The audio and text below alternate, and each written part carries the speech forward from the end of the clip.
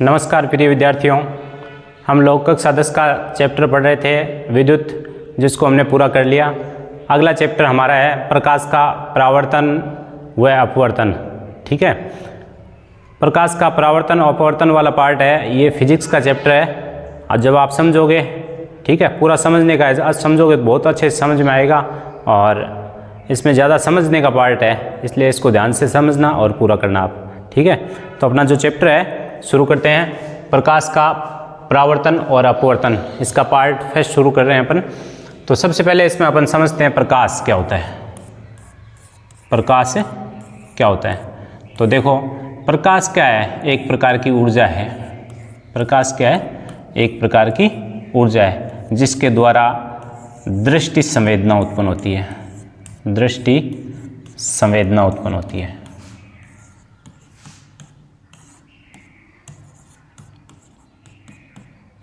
ठीक है ना, या मैं यूँ कहूँ कि प्रकाश एक प्रकार की ऊर्जा है जिससे हमें कोई भी वस्तु दिखाई देती है। कोई भी वस्तु है वो दिखाई देती है, उसे हम क्या कहते हैं, प्रकाश। जैसे मैं अभी वीडियो बना रहा हूँ, आप मेरे को देख रहे हो, तो ये किसके द्वारा संभव है, प्रकाश के द्वारा। हम किसी भी वस्तु को देखते हैं तो ये किसके द्वारा संभव है, प्रकाश के द्वारा। तो प्रकाश क्या एक प्रकार की ऊर्जा है जो दृष्टि संवेदना उत्पन्न करता है या जिससे कोई वस्तु दिखाई देती है, ये आपके प्रकाश।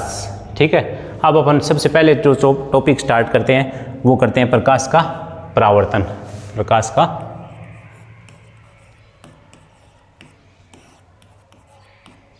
परावर्तन। ठीक है, प्रकाश का जो परावर्तन है वो क्या होता है। तो मान लो ये कोई एक, मैंने कांच ले लिया और इसके एक साइड में पॉलिश कर दी। कांच ले लिया और इसके एक साइड में क्या कर दी, पॉलिश कर दी। तो ये बन गई आपकी पृथक्कारी पृष्ठ। क्या बन गई, पृथक्कारी पृष्ठ। ठीक है, अब ये मान लो एक माध्यम है, इसको मैं कह देता हूँ माध्यम फर्स्ट। ठीक है, और ये कांच है, ये माध्यम आ गया सेकंड। माध्यम सेकंड, इधर वायु है माध्यम फर्स्ट, और इधर ये जो कांच है ये माध्यम सेकंड हो गया। तो मान लो यहाँ से कोई प्रकाश की किरण आ रही है और ये यहाँ टकरा के और वापस इसी माध्यम में चली जाती है, फर्स्ट वाले में। कि प्रकाश की किरण आई और आके टकरा के और वापस इसी माध्यम में चली जाती है, इसको हम बोलते हैं प्रकाश का परावर्तन। सिंपल सी बात है कि जब कोई प्रकाश की किरण एक माध्यम से दूसरे माध्यम की सतह, ये पृथक्कारी पृष्ठ है, सतह है पृथक पृष्ठ, इस सतह से टकराकर वापस वो उसी माध्यम में लौट जाती है, उसको हम बोलते हैं प्रकाश का परावर्तन। समझ में आ गया। जब कोई प्रकाश की किरण एक माध्यम से दूसरे माध्यम की सतह से टकराकर वापस उसी माध्यम में लौट जाती है, उसे कहते हैं प्रकाश का परावर्तन। ठीक है, यहाँ पे जो ये आने वाली किरण है, ये जो किरण है, इसको हम नाम देंगे आपतित किरण। आपतित किरण, जो प्रकाश की किरण गिरती है पृथक्कारी पृष्ठ पर, वो क्या होती है, आपतित किरण। और गिरने के बाद में वापस जो परावर्तित होती है, इसको बोलते हैं परावर्तित किरण। क्या नाम देंगे इसको, परावर्तित किरण। सतह से गिरने के बाद में जो वापस किरण निकलती है वो परावर्तित किरण। तो ये परिभाषा हो गई। इस पे अपन लंब डालते हैं। मान लो यहाँ इस पृथक्कारी पृष्ठ पे क्या डाला हमने, लंब डाला, तो इसका नाम हो गया अभिलंब। ये क्या है, अभिलंब हो गया आपका। ठीक है, तो परावर्तन की परिभाषा सबको समझ में आ गई। कोई प्रकाश की किरण एक माध्यम से दूसरे माध्यम की सतह पे आपतित होती है, आपतित होने का मतलब गिरती है, तो वहाँ से वो वापस उसी माध्यम में लौट जाती है, तो वो क्या कहलाता है, परावर्तन कहलाता है। ठीक है ना। परावर्तन समझने के लिए कुछ परिभाषाएं देखेंगे अपन। जैसे आपतित किरण, तो वह किरण जो किसी पृष्ठ पर आपतित होती है या गिरती है, प्रकाश की किरण, वो आपतित किरण कहलाती है। सतह से गिरने के बाद में वापस उसी माध्यम में लौटती है, वो परावर्तित किरण। एक तो ये, एक इस परावर्तित आपतित किरण और इस अभिलंब के मध्य कोण बनता है, इसको बोलते हैं कोण आई, और इसका नाम होता है आपतन कोण। क्या नाम होता है, आपतन कोण। ठीक है, और इस अभिलंब और इस परावर्तित किरण के मध्य भी एक कोण बनता है आर, जिसको अपन बोलते हैं परावर्तन कोण। क्या बोलते हैं? परावर्तन कोण। ये आपतन कोण हो गया, ये कौन सा हो गया? परावर्तन कोण। ठीक है ना, आपतन कोण और परावर्तन कोण। ये आपतित किरण हो गई, ये परावर्तित किरण हो गई। तो ये हो गई परावर्तन की कहानी। अब अगली जो अपनी हेडिंग है वो है परावर्तन के नियम। परावर्तन के नियम। परावर्तन के नियम क्या कहते हैं? इसका जो पहला नियम है वो कहता है आपतित किरण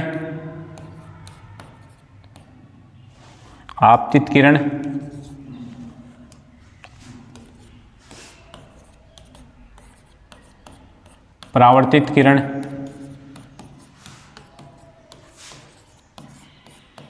व विलंब, ये तीनों क्या होने चाहिए? एक ही तल में स्थित होने चाहिए। एक ही तल में स्थित होने चाहिए। समझ में आ गया क्या? यानी ये जो तीनों आपकी किरणें हैं, आपतित किरण, परावर्तित किरण, अभिलंब है, ये एक ही तल में होनी चाहिए। जैसे इस बोर्ड पे एक ही समतल तल पे बने हुए हैं, ऐसे नहीं कि ये एक इस टाइप से बना है, एक नीचे बना हुआ है, एक इस साइड में बना हुआ है, ऐसे अलग अलग तल में नहीं होने चाहिए, एक ही तल में होने चाहिए। समतल एक तल पे बने हुए हैं। पहला नियम ये है अपवर्तन का। ठीक है ना, यानी पहला नियम क्या कहता है? आपतित किरण, परावर्तित किरण और विलंब एक ही तल में स्थित होने चाहिए। दूसरा इसका जो नियम है वो क्या कहता है? आपतन कोण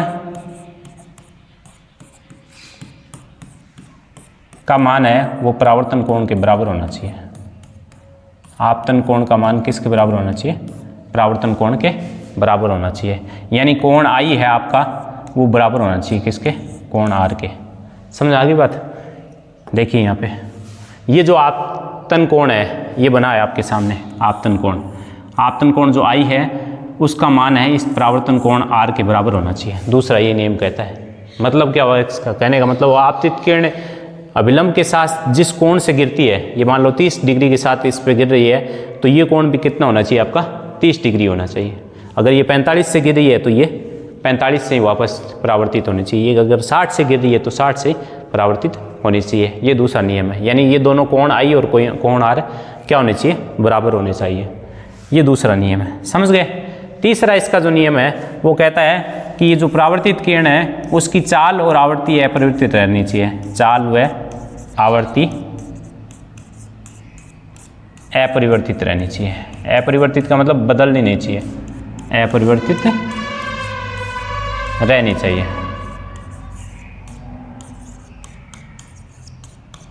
ठीक है ना, यानी जो परावर्तित किरण है उसकी चाल और आवृत्ति है वो एक सी रहनी चाहिए। परावर्तित ये इसकी अपरिवर्तित रहनी चाहिए, मतलब बदलनी नहीं चाहिए। तो ये परावर्तन के नियम हो गए आपके। समझ में आ गया? पहला नियम क्या है? ये तीनों आपतित किरण, परावर्तित किरण, अभिलंब एक ही तल में होने चाहिए। आपतन कोण, परावर्तन कोण, यानी इसका कोण आई और कोण आई का आर का मान बराबर होना चाहिए। और परावर्तित किरण उसकी चाल और आवृत्ति क्या रहनी चाहिए? अपरिवर्तित रहनी चाहिए, यानी बदलनी नहीं चाहिए। ठीक है, तो ये आपके परावर्तन के नियम हो गए। इसकी परिभाषाएं होगी।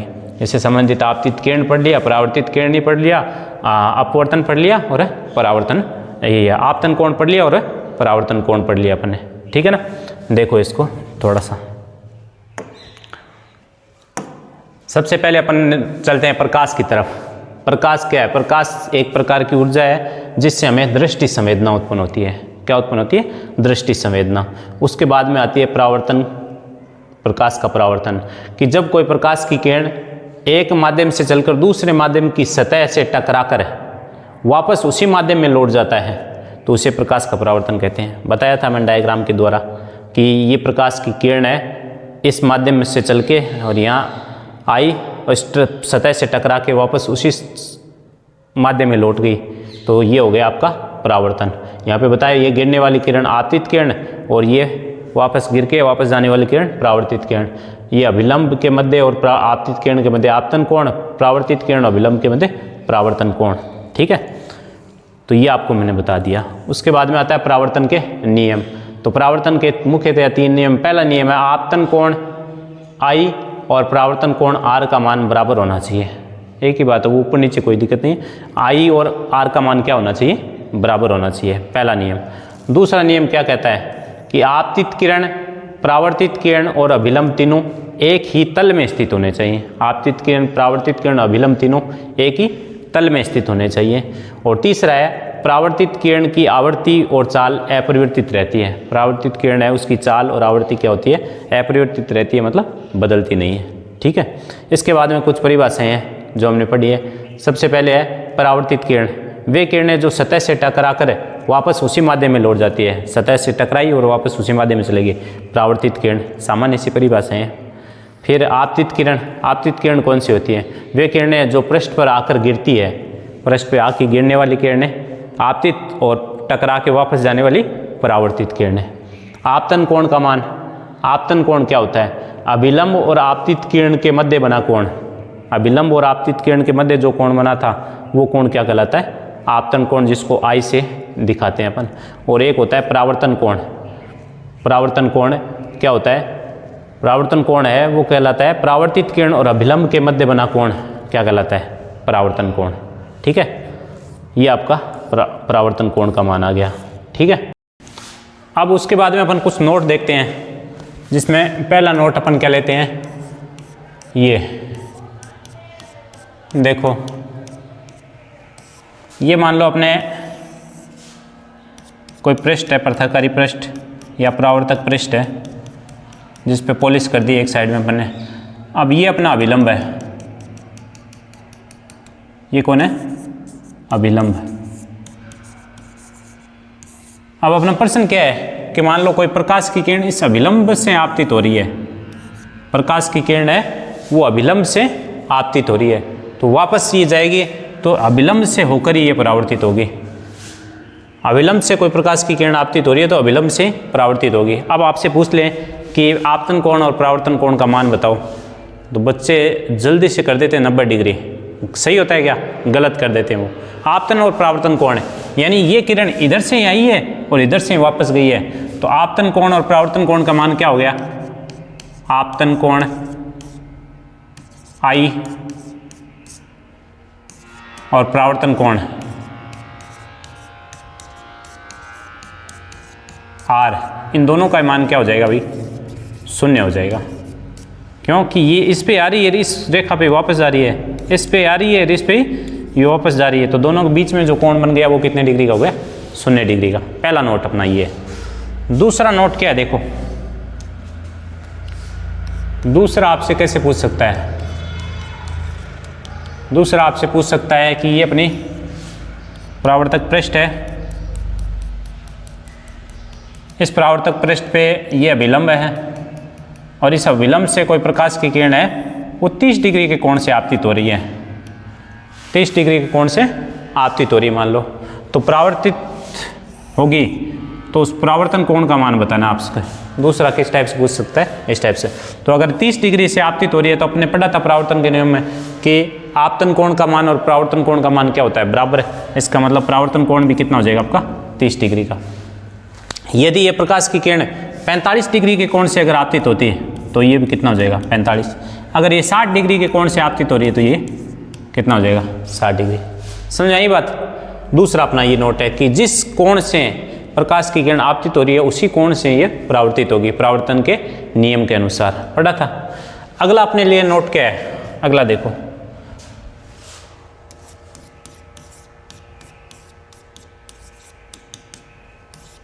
तीसरा जो नोट है आपके लिए वो क्या है, वो है कि यदि प्रकाश की किरण है, ये पृथककारी पृष्ठ है, इस पृथककारी पृष्ठ पर ये आपका अभिलंब है, ये क्या है, अभिलंब है, डॉटेड लाइन से भी दर्शा सकते हैं अपन।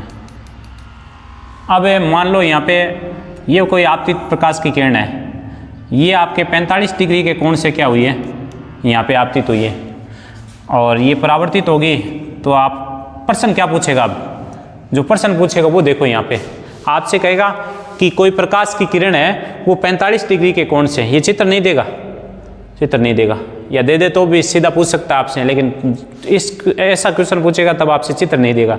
आपको क्या कहते हैं कि कोई प्रकाश की किरण अभिलंब से 45 डिग्री के कोण पर आपतित होती है, तो आपतन कोण और परावर्तन कोण के, आपतित किरण और परावर्तित किरण के बीच का कोण बताइए। प्रश्न क्या पूछ लिया, बढ़िया प्रश्न, बढ़िया वाला। अपन क्या कर देते हैं, 45 डिग्री कर देते, बच्चे ज़्यादातर पढ़ते नहीं और 45 डिग्री कर देते हैं। प्रश्न पूछा इसने कि अभिलंब से कोई प्रकाश की किरण 45 डिग्री के कोण पर आपतित होती है, तो इस आपतित किरण और परावर्तित किरण के बीच का कोण, ये कोण पूछा है आपसे, ये कोण पूरा। तो 45 इधर है तो ये भी 45, तो ये दोनों के बीच का कोण कितना आएगा, इसका आंसर कितना आ जाएगा आपका 90 डिग्री आ जाएगा। कितना आ जाएगा 90 डिग्री। समझ आएंगे? इस टाइप से आपसे प्रश्न पूछ सकता है। यहाँ बच्चे मात खा जाते हैं, गलती कर देते हैं, ठीक है ना। यदि प्रकाश की किरण 45 डिग्री कोण से आपतित हो रही है तो आपतित किरण और परावर्तित किरण के बीच का मान बताना है, ये नहीं इन दोनों के कोण का मान बताना, ये दोनों कोण बताने आपको, ठीक है ना। प्रश्न को ध्यान से पढ़ना है, कहने का मतलब क्यों है, क्या है यहाँ की, प्रश्न आपको ध्यान से पढ़ना है, ठीक है। उसके बाद में चलते हैं आगे। तो ये आपके परावर्तन का नियम उससे संबंधित है, ये सामान्य बातें हो गई। अब अपना जो टॉपिक है वो है दर्पण। क्या है, दर्पण।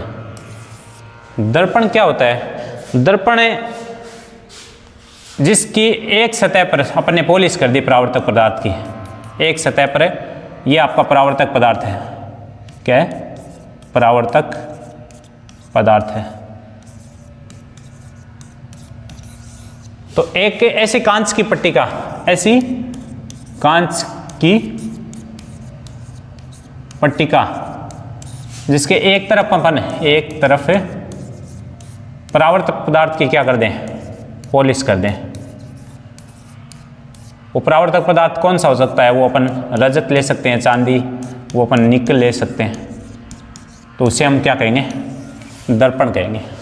किसे कहेंगे दर्पण, कि कांच की पट्टिका के एक तरफ अपन परावर्तक पदार्थ की पॉलिश कर दें। परावर्तक पदार्थ मतलब निकल या चांदी, जो निकल या चांदी में से कोई, रजत भी बोलते हैं चांदी को, इनमें से कोई पदार्थ की पॉलिश कर दें तो उसको क्या कहेंगे, दर्पण कहेंगे।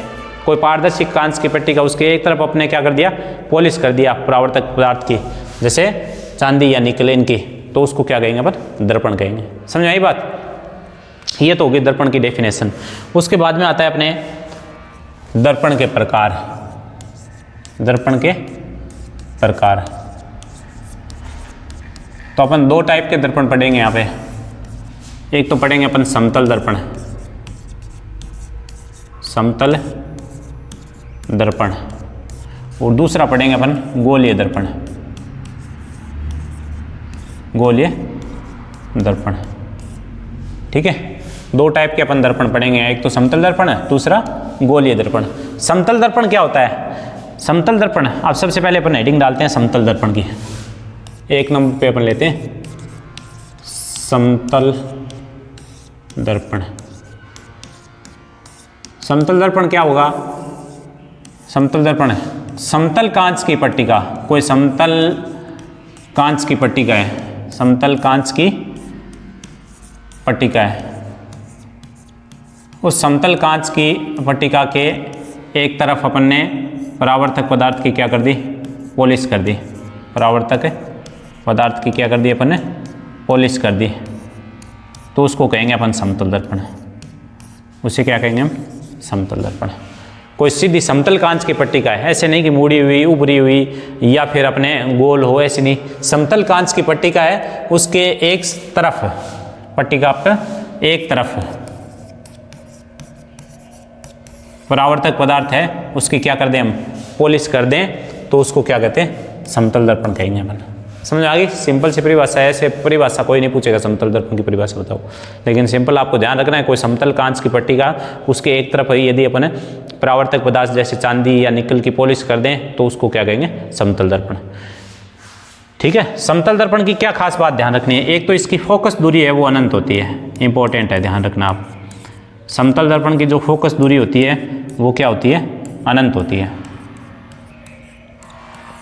इंपॉर्टेंट है, ध्यान रखना आपको, ठीक है। उसके बाद में समतल दर्पण से जो प्रतिबिंब निर्माण होता है, समतल दर्पण से जो प्रतिबिंब बनता है,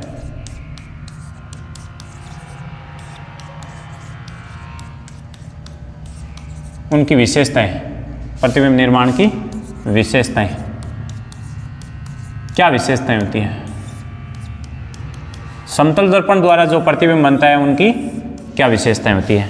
तो समतल दर्पण मैंने अभी आपको बताया कि समतल जो कांच की पट्टिका है, ये समतल एकदम कांच की पट्टिका, इसके एक साइड में परावर्तक पदार्थ की पॉलिश कर दी है, उसको क्या कहेंगे? समतल दर्पण कहेंगे। ठीक है, समतल दर्पण की क्या खास बात है? इसकी फोकस दूरी तो आपको पता ही है, इसकी फोकस दूरी है वो क्या होती है? अनंत होती है, याद ध्यान रखना आपको। समतल दर्पण की जो फोकस दूरी है स्मॉल f है वो क्या होती है? अनंत होती है। फोकस दूरी क्या होती है इसकी? अनंत होती है, ध्यान रखना आपको। अब इसकी विशेषता क्या है? समतल दर्पण में जो प्रतिबिंब बनता है, प्रतिबिंब बनता है वो प्रतिबिंब बनता है आपका आभासी और सीधा। पहली विशेषता इसका, समतल दर्पण का जो प्रतिबिंब बनेगा कैसा बनेगा? आभासी और सीधा। अपन मिरर के सामने जाते हैं तो उस मिरर में जो अपना दर्पण बन रहा है, प्रतिबिंब बन रहा है अपना, वो कैसा है? वो समतल दर्पण ही है। समतल कांच की पट्टी का उसके एक पृष्ठ पे पॉलिश की हुई। अपन उसके सामने जाते हैं तो अपना जो प्रतिबिंब बनता है वो कैसा बनता है? आभासी बनता है और सीधा बनता है। जैसे अपन खड़े हैं तो ऐसे थोड़ी है, अपन खड़े हैं सामने अपना जो प्रतिबिंब दिखता है उसके पैर ऊपर सिर नीचे, ऐसे दिखता है क्या? नहीं दिखता ना, वैसी बात होता है। तो इसका प्रतिबिंब बनता है आपका आभासी और सीधा, पहली इसकी विशेषता।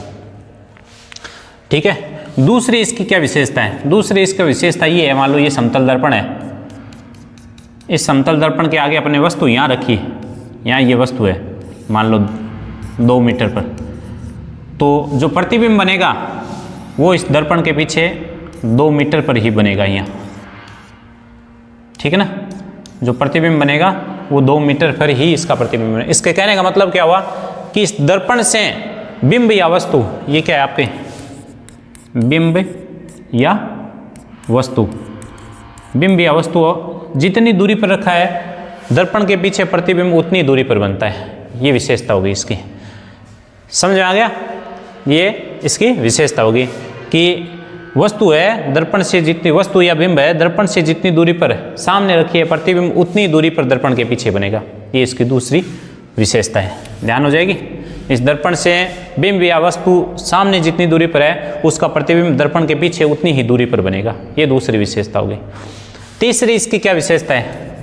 तीसरी इसकी विशेषता क्या है कि इसमें जो प्रतिबिंब दिखता है वो कैसा दिखेगा? प्रतिबिंब है वो एकदम जितना वस्तु के बराबर है, प्रतिबिंब है उसकी साइज मान लो, प्रतिबिंब है का आकार या साइज वस्तु के बराबर। तीसरी इसकी विशेषता ये है कि जो प्रतिबिंब का आकार है वो वस्तु के बराबर बनेगा। ये वस्तु ले रहे हो, इतना इतना उसका क्या बनेगा? प्रतिबिंब बनेगा। ऐसे थोड़ी अपन मिरर के सामने जाते हैं, अपन इतने मोटे हैं और उसके सामने जाते हैं अपन इतने मोटे या इतने पतले दिख जाएंगे, नहीं दिखते ना। जितना हमारा आकार है उतना का उतना उसका क्या होगा? वस्तु का प्रतिबिंब का आकार दिखाई देगा अपने को। जितनी वस्तु रखी है आपने उतना का उतना ही प्रतिबिंब का आकार है। लेकिन एक अंतर है, क्या? वो अंतर है कि इसमें जो वस्तु है, बिंब है, उसका दायां है वो प्रतिबिंब में बायां दिखेगा आपको, और इसका बायां है वो प्रतिबिंब में दायां दिखेगा। यदि अपन समतल दर्पण के सामने जाके दायां हाथ ऊपर करते हैं तो प्रतिबिंब में सामने कौन सा दिखेगा? बायां दिखेगा अपना। अगर आप बायां ऊपर करते हो तो अपना दायां दिखेगा। ठीक है ना, ये अंतर है इसमें। इसको बोलते हैं अपन पार्श्व परावर्तन। क्या बोलते हैं? पार्श्व परावर्तन। ठीक है ना, तो ये सामान्य विशेषताएं पढ़ी है अपन ने समतल दर्पण की। समतल दर्पण है उसका प्रतिबिंब जो निर्माण होता है आभासी और सीधा होता है। दूसरी बात, दर्पण से जितनी वस्तु या बिंब आगे रखी है दर्पण के सामने जितनी दूरी पर, प्रतिबिंब का निर्माण उतनी दूरी पर दर्पण के पीछे होगा। तीसरी बात कि प्रतिबिंब का आकार है वो बिंब के आकार के जितना का जितना ही होगा। जितना प्रतिबिंब का आकार, ये मान लो 2 मीटर ऊंचा है तो ये 2 आपका 2 फीट या 5 फीट 7 फीट जितना भी ऊंचा है उतना का उतना ही ये आपको दिखाई देगा अकॉर्डिंग टू दर्पण। ऐसे नहीं कि दर्पण आपने इतना ले लिया और उसके आपने सामने वस्तु बड़ी रख दी तो उसमें उस हिसाब से होगा। ठीक है, तो प्रतिबिंब का आकार वस्तु के बराबर ही होगा। तीसरी बात है वो प्रतिबिंब का आकार वस्तु के आकार के बराबर ही होगा, लेकिन अंतर इतना है कि बिंब का दायां भाग प्रतिबिंब में बायां दिखेगा और बिंब का अगर बायां है तो प्रतिबिंब में दायां दिखेगा। इस परिवर्तन को बोलते हैं हम क्या? पार्श्व परावर्तन। याद हो जाएगा। तो ये एक सामान्य सी बातें थी समतल दर्पण की अपनी, वो अपन देख लेते हैं। देखो ये तो जो आपको नोट्स लिखवाए थे ना मैंने, वो है जो नोट करवाए थे कि यदि कोई प्रकाश की किरण किसी सतह पर अभिलंबोत आपतित होती है, तो मैंने नोट लिखवाया था पहला कि प्रकाश की किरण अभिलंब पे ही आ रही है, तो आपतन कोण और परावर्तन कोण का मान क्या होगा? शून्य होगा। उस दौरान आपतन कोण और परावर्तन कोण का मान क्या हो जाएगा? शून्य। इंपॉर्टेंट बात। दूसरी, जब कोई प्रकाश की किरण समतल सतह पर 45 डिग्री के कोण पे आपतित होती है, कितने डिग्री से आपतित हो रही है? 45। तो आपतन कोण किरण और परावर्तित किरण के मध्य का कोण कितने डिग्री का बनेगा? प्रश्न लास्ट में पूछा था ना, तो वो 90 डिग्री या एक समकोण का होता है। ठीक है। एक मैंने नोट में ये बताया था कि ये 30 डिग्री से अगर हो रही है तो परावर्तन कोण का मान तो वो 30 ही हो जाएगा, इस टाइप से। फिर मैंने बताया आपको दर्पण पे चलते हैं। जब किसी कांच की पट्टिका के एक पृष्ठ पर परावर्तक पदार्थ चांदी या निकल का अपन क्या कर दें? लेप कर देते हैं, तो वह दर्पण कहलाता है। एक पृष्ठ पर अपन कोई परावर्तक पदार्थ जैसे चांदी ले लेते हैं या निकल ले लेते हैं, उसका लेप कर देते हैं, तो वह क्या कहलाता है? दर्पण कहलाता है। ठीक है। दर्पण अपने दो प्रकार के होते हैं, एक समतल दर्पण, एक गोलीय दर्पण, बता दिया मैंने। अब चलते हैं अपन समतल दर्पण पे। जब समतल कांच की एक पट्टिका पर एक पृष्ठ पर परावर्तक पदार्थ का लेप कर देते हैं, ठीक है ना। जब समतल कांच की एक पट्टिका के एक पृष्ठ पर परावर्तक पदार्थ का, समतल कांच की पट्टिका है, इसके एक साइड में अपन ने क्या कर दिया? लेप कर दिया परावर्तक पदार्थ का, तो ये क्या कहलाएगा? अब समतल दर्पण कहलाता है। फिर समतल दर्पण की मैंने बताई थी फोकस दूरी होती है, वो क्या होती है? अनंत होती है। क्या होती है? अनंत। अब समतल दर्पण द्वारा जो बनते हैं प्रतिबिंब, उनकी विशेषताएं क्या है? तो समतल दर्पण की क्या विशेषताएं? पहली विशेषताएं है कि सदैव प्रतिबिंब आभासी और सीधा बनता है, इसका प्रतिबिंब सदैव आभासी और सीधा बनता है। दूसरी इसकी क्या विशेषता बताई थी? दूसरी इसकी विशेषता है समतल दर्पण में वस्तु जितनी आगे होगी, बिंब या वस्तु जितनी आगे होगी, प्रतिबिंब दर्पण से उतनी दूरी पर पीछे बनता है। मैंने कह दिया ये दर्पण है, इससे वस्तु जितनी दूरी पर सामने है, प्रतिबिंब उतना ही दूरी पर पीछे बनेगा। तीसरा क्या है इसकी विशेषता है? तीसरी विशेषता क्या है? प्रतिबिंब का आकार हमेशा वस्तु के आकार के जितना ही होता है। प्रतिबिंब है वो वस्तु के आकार के जितना ही होगा। अंतर क्या है? अंतर ये है, अंतर केवल इतना होता है कि बिंब का दायां भाग प्रतिबिंब का बायां भाग तथा बिंब का बायां भाग प्रतिबिंब का दायां भाग दिखाई देता है। बिंब का जो दायां है वो प्रतिबिंब में बायां दिखेगा और बिंब का अगर बायां है तो प्रतिबिंब का दायां दिखेगा। इस परिवर्तन को बोलते हैं पार्श्व परावर्तन। ठीक है ना। जैसे अपन ने ये डायग्राम दिखाया तो इसमें P ऐसे दिखाया, तो इसमें P इस टाइप का दिखेगा। ठीक है। तो इस परिवर्तन को कौन सा बोलते हैं अपन? समतल दर्पण। तो अपने समतल दर्पण की सामान्य बातें देख ली। अब वापस चलते हैं अपन। अगली जो अपनी बात है वो आती है गोलीय दर्पण की। क्या आती है? गोलीय दर्पण। दूसरा जो दर्पण है अपना वो आता है गोलीय दर्पण। गोलीय दर्पण क्या होता है भाई? गोलीय दर्पण दो प्रकार के होते हैं। पहले तो इसकी परिभाषा कि यदि कोई दर्पण है उसकी परावर्तक पृष्ठ, दर्पण है जिसकी परावर्तक पृष्ठ क्या हो, उसमें तो समतल थी, इसमें परावर्तक पृष्ठ क्या हो? गोल हो। क्या हो? गोल हो, तो उसको बोलते हैं अपन गोलीय दर्पण। ऐसा दर्पण जिसकी परावर्तक पृष्ठ क्या हो? गोल हो, उसको क्या कहेंगे अपन? गोलीय दर्पण। समझ आ गया? ऐसा दर्पण जिसकी परावर्तक पृष्ठ क्या हो? गोल हो, गोलीय दर्पण। फिर गोलीय दर्पण है वो दो प्रकार के होते हैं अपने। कितने प्रकार के होते हैं? दो प्रकार के। एक तो होता है अवतल दर्पण, एक तो अवतल दर्पण और दूसरा होगा उत्तल दर्पण। एक अवतल दर्पण और एक उत्तल दर्पण, ये दो प्रकार के होते हैं। ठीक है। तो परिभाषा आपने पढ़ ली। गोलीय दर्पण ऐसा दर्पण जिसमें एक परावर्तक पृष्ठ क्या हो? गोल हो, गोलीय दर्पण कहलाता है। दो प्रकार का होता है, एक अवतल और दूसरा उत्तल। क्या होता है देखते हैं आगे। पहला अपन लेते हैं अवतल दर्पण। क्या लेंगे? अवतल दर्पण। अवतल दर्पण क्या होता है? अवतल दर्पण जिसमें, इसमें देखो क्या होता है, परावर्तक पृष्ठ तो है ही है गोल, ठीक है ना। इसमें क्या होता है कि जो पॉलिश है वो उभरे हुए भाग पे की जाती है। अवतल दर्पण किसे कहते हैं? जिसमें पॉलिश कहाँ करते हैं अपन? उभरे हुए भाग में। और ये भाग कौन सा है? धंसा हुआ। ये देखो अंदर की तरफ धंसा हुआ है। धंसे हुए भाग पर ये परावर्तक पृष्ठ होती है इसकी। धंसा हुआ भाग ये क्या होती है? इसकी परावर्तक पृष्ठ होती है। ठीक है ना।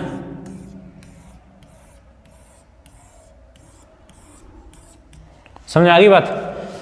अवतल दर्पण है तो इसका ये कौन सा भाग है? धंसा हुआ। कौन सा भाग है? धंसा हुआ। ठीक है।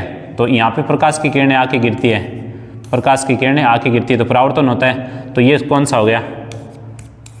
परावर्तक पृष्ठ या परावर्तक भाग। जहाँ प्रकाश की किरण आके गिरेगी वो कौन सा भाग है? धंसा हुआ। और ये कौन सा भाग है? उभरा हुआ। उभरा हुआ। उभरे हुए भाग पे क्या की होती है? इसमें पॉलिश। याद रखना आपको, उभरे हुए भाग पे क्या की जाती है? पॉलिश। समझ आ गई बात? अवतल दर्पण कौन सा है? जिसमें धंसे हुए भाग पे तो प्रकाश की किरण आके गिरेगी यानी परावर्तन होगा, ये गिर के वो वापस इसी माध्यम में जाएगी। और ये उभरा हुआ भाग है, इस पे क्या होगी? पॉलिश की हुई मिलेगी आपको। ठीक है। तो ऐसे दर्पण को अपन क्या कहते हैं? अवतल दर्पण। दूसरा आता है उत्तल दर्पण अपना। कौन सा आता है? उत्तल दर्पण।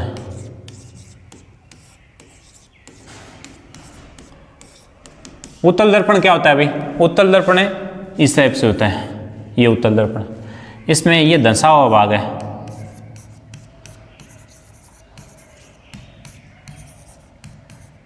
धंसा हुआ भाग पे तो इसमें पॉलिश की जाती है। क्या की जाती है? पॉलिश। और जो उभरा हुआ भाग है, ये कौन सा भाग है? उभरा हुआ। उभरे हुए भाग पे प्रकाश की किरण आके गिरती है इस टाइप से, यानी इसकी परावर्तक पृष्ठ कैसी होती है? उभरी हुई। ये परावर्तक पृष्ठ है। याद हो जाएगा। एक तो होता है अवतल दर्पण, एक है उत्तल दर्पण। उत्तल दर्पण होता है उसमें देखो ऊ आ रहा है ना, और इसमें भी ऊ आ रहा है, उभरा हुआ। उत्तल दर्पण है उसकी परावर्तक पृष्ठ कैसी होती है? उभरी हुई। ये ध्यान रख लेना। जब ये ध्यान हो जाएगा तो आपको पता है कि उभरी भाग पे परावर्तक पृष्ठ है तो धंसी विभाग पे क्या है? पॉलिश है। अब अवतल का इसका उल्टा कर दो। अवतल पे इस पे उभरे विभाग पे परावर्तक पृष्ठ है तो उस पे धंसे विभाग पे परावर्तक पृष्ठ हो जाएगी। ये याद होने का, ये आपकी ट्रिक है। क्या ट्रिक है? उत्तल और उभरा हुआ, इससे याद रह जाएगा आपको। ऊ उत्तल, ऊ उभरा हुआ, तो परावर्तक पृष्ठ होती है उभरे हुए। ये ध्यान रखनी है आपके। परावर्तक जो पृष्ठ होती है वो उभरी हुई होती है। तो पॉलिश कहाँ होगी? धंसे हुए भाग में। उसमें धंसे हुए भाग में पॉलिश होती है अवतल में, तो परावर्तक पृष्ठ धंसे हुए भाग में क्या होती है? उसमें परावर्तक पृष्ठ होती है तो उभरे हुए भाग पे क्या हो जाती है? पॉलिश। इसका जस्ट विपरीत हो जाता है। ठीक है। तो ये आपने सामान्य जानकारी पढ़ी है आज अवतल दर्पण, उत्तल दर्पण और समतल दर्पण की। ठीक है ना। इसकी थोड़ी सी PDF और है, वो दिखा देता हूं मैं आपको।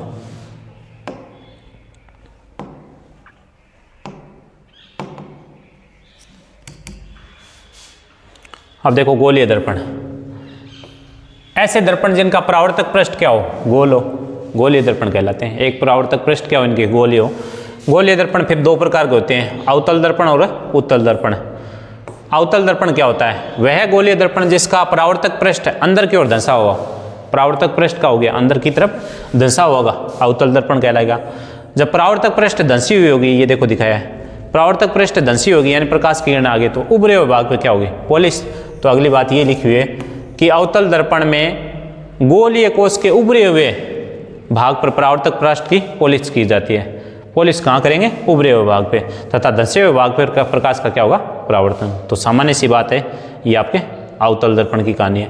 उत्तल दर्पण, ऊ फॉर उभरा हुआ, ऊ फॉर उत्तल दर्पण। उभरे हुए भाग पे परावर्तन होगा, धंसे हुए भाग पे पॉलिश होगी। तो वह गोलीय दर्पण जिसका परावर्तक पृष्ठ बाहर की ओर उभरा हुआ हो, परावर्तक पृष्ठ जहाँ प्रकाश की किरणें आके गिरेगी वो उभरा हुआ हो, तो वो क्या कहलाता है? उत्तल दर्पण कहलाता है। समझ आ गया? उत्तल दर्पण में धंसे हुए भाग पे क्या करेंगे अपन? परावर्तक पदार्थ की पॉलिश की जाती है, जबकि उभरे हुए भाग पे परावर्तन होता है। ये उभरा हुआ भाग है, इस पे प्रकाश की किरणें आके गिरेगी। धंसा हुआ भाग है, उस पर क्या की हुई?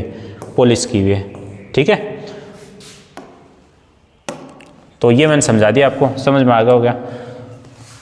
ये ध्यान रखना, आगे काम आएगा अपने बहुत।